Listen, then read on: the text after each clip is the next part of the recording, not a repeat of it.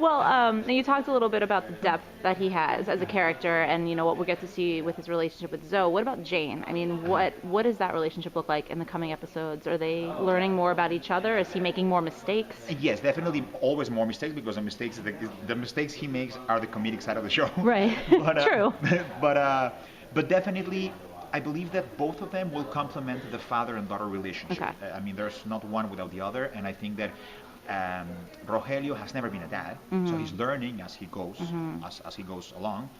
And Jane has never had a father, so I believe the two of them will complement each other, and the relationship will only become stronger, of course. Okay. There's some great guest stars coming in. Definitely. Can you Juanes, talk about who you actually got to shoot with? Yeah. Yes, Juanes, a good friend of mine and an amazing performer, an amazing musician. We have Paulina Rubio.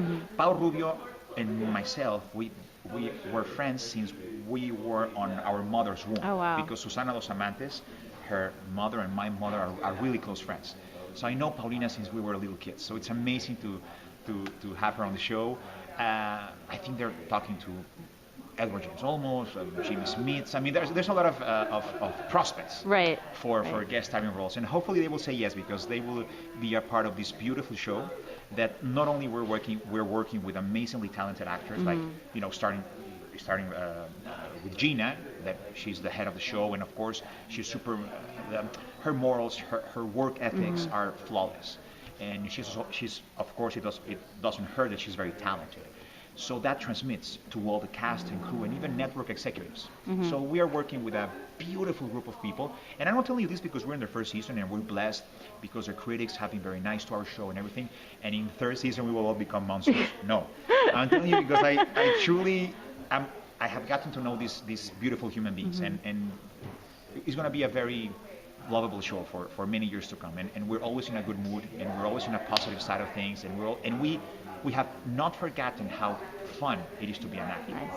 So we're not, I don't know if I'm sure you have visited several sets where everybody's in a bad mood. Yes. Or with a long face. I have. What the, dude, come on.